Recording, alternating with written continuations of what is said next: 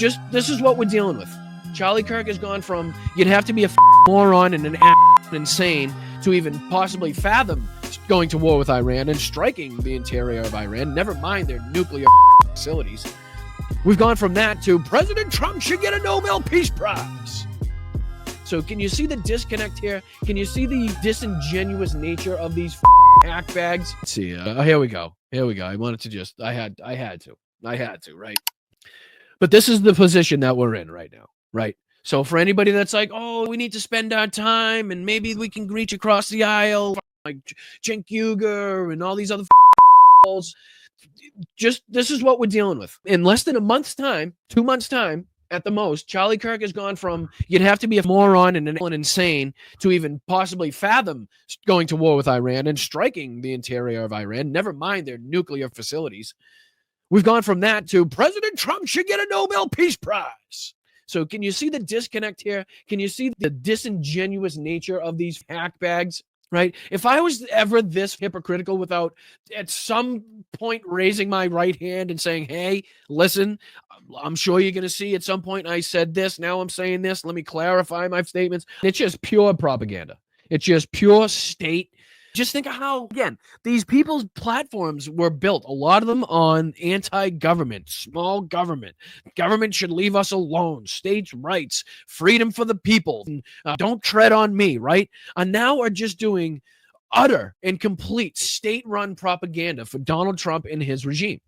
That's all it is. Whether it's Steve Bannon, whether it's Charlie Kirk, whether it's any of these people that even once at some point had something negative or contrasting to say as far as what Donald Trump was doing or going to do or thinking of doing, it does not matter, because if Donald Trump gives them the phone call or somebody in his administration gives them the phone call and says, hey, you better toe this line, they'll find some way to spin it. They'll find some way to come out with the exact opposite point of view and somehow try to justify that to their fans, who will eat it up. They just eat it up because whatever the dear Lord and Savior tells them is fact. That's just the point. That's why we keep saying it's a cult. That's why we keep saying they're indoctrinated. That's why we continue to tell people this is not something that they're just going to pop out of overnight one day, right? This is something that needs to be hammered home every single day, the hypocrisy of these people, so that it wears thin on the people that do actually get to see it. Because we need to combat the fact that Charlie Kirk and, again, all these other assholes just dominate the views and dominate the airspace as far as political commentary goes, right? So I guess this is a good segue. Let me see if I can pull up Charlie Kirk's old rantings. So this was Charlie Kirk. Let me see here. Let me see if I can get a date on it. 1 month ago. This is a month ago. And literally the title, Why War with Iran Would Be Catastrophic for America. 1 month ago, we've gone from that to this, right? We've gone from this to that to this. I don't understand how people don't see the utter and the utter uselessness of the commentary of people that change their stance like they changed their underwear, right? How do you go from 1 month ago, war with Iran would be catastrophic for America, and now, because he has undertaken war with Iran and struck their nuclear facilities, Donald Trump should get a Nobel Peace Prize, says Charlie Kirk.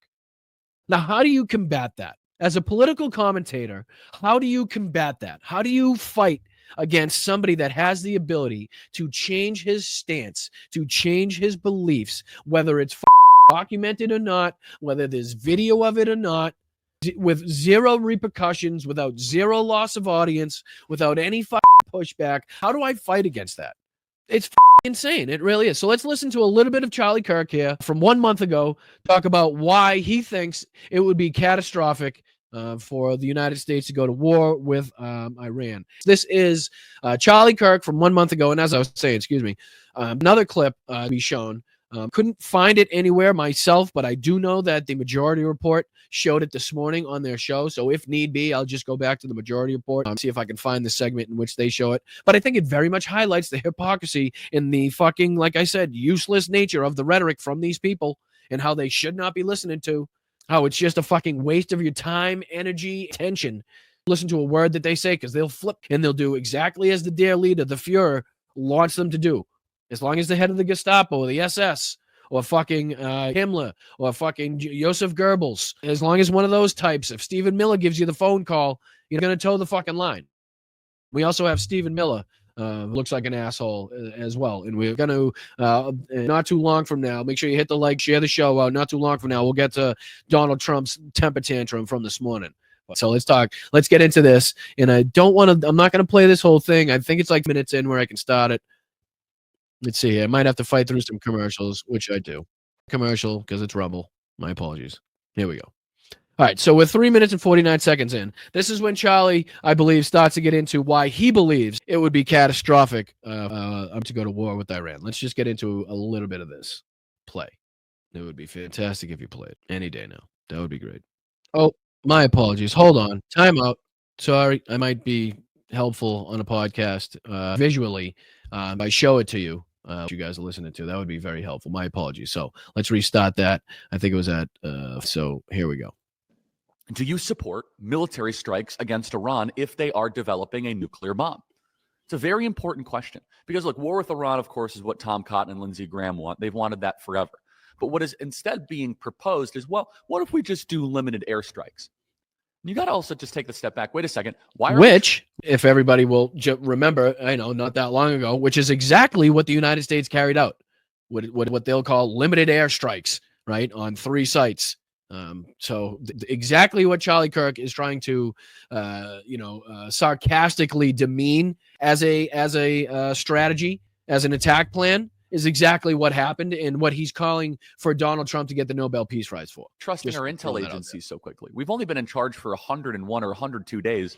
We're all of a sudden going to trust the Biden holdover intel agencies that are telling us Iran is close to a nuclear weapon after they have lied to us at every single corner and every turn. The battle is over Iran, and there are people in Washington inside the Pentagon and inside the administration who want to launch military strikes on Iran. Often they say it'd be easy, just one strike, in and out. Now, pause. How often have they actually been correct about the one in and out thing? What do you think? You guys, do you see how there's an issue with that in and out thing now? With that, like, one probably not being the end of it? Can we see how that, actually kind of his assessment? And it must fucking kill Charlie Kirk, too. It must absolutely kill Charlie Kirk. For, in one hand, to be like, I was kind of right what the fuck I was saying. But now, because I keep my position and my money and my power and my, the close ties I have to this administration, I'm going to have to toe the line and, again, go against what I knew to be the correct assessment. So it must be a squeeze, I'll say, for Kirk in this situation, too. Has that ever actually been the case? Oh, yeah, we're going to do some strikes in Libya. Oh, really? Libya has been a catastrophe. Libya has been a disaster ever since we removed Gaddafi. By the way, Gaddafi is a really interesting example as to why Iran wants nuclear weapons. Remember, Gaddafi voluntarily denuclearized. Remember that? Again, it was said by our own intelligence agencies that they haven't had a program since 2003, I believe it was, and that they had no intentions or even the direct capabilities yet to do anything like what these people are claiming. Gaddafi voluntarily denuclearized, and then he got sodomized in the streets of Libya, and we still have troops in Libya. Again, making the case for not striking like this, for not undertaking a regime change, because you could do all that, right? And then we could be worse off in the end. We could destabilize other countries in the region, which then leads to more death, chaos, war, famine, right? That's what we don't want. So sometimes it's better to, continue the acts of diplomacy that Iran was engaging in by coming to the table and talking with the United States about what's going on, right? That's what was going on when Donald Trump pulled out of these talks, pulled out of the two countries and decided preemptively to strike their nuclear facilities. And here's the honest truth. America cannot and absolutely does need a war with Iran. Military strikes against Iran would be war against Iran. I'm sorry. Can we just one more time, Charlie? Because I think it's very poignant what you're saying here. And here's the honest truth. America cannot and absolutely cannot afford a war with Iran. Military strikes against Iran would be war against Iran. Okay. So we cannot, under any circumstances, afford a war with Iran. And a strike against Iran would be considered a war with Iran. Okay? Now, what happened, ladies and gentlemen? Exactly what he just described, right? And what was his response to that? Trump should get the Nobel Peace Prize.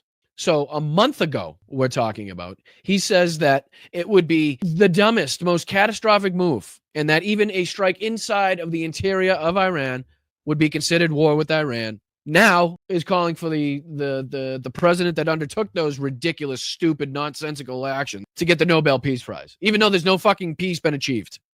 Just can I add that on top? Just want to add that on top in case that's been lost in the fucking sauce too. Period. And I want someone to make the argument why that is a good idea. I've heard all the arguments, and Mike Waltz represented a coalition of people in Washington, D.C. that were largely sympathetic to that. Oh, all right. So I think we get the picture on him, right? I think that's kind of self-explanatory as to the hypocrisy, as to the nature in which they will flip their principles, right? They have no moral high ground to be political commentators and to have people listen to them and give them their time and attention, right? And money. To have them do that, it just makes absolutely no sense to me. It doesn't. How people watch this and be a loyal fan or an avid fan and not see this and not be like, well, just a month ago, you were telling me that it would be ridiculous and that it would be catastrophic to go to war. And now all of a sudden you're calling for doesn't that cause like some sort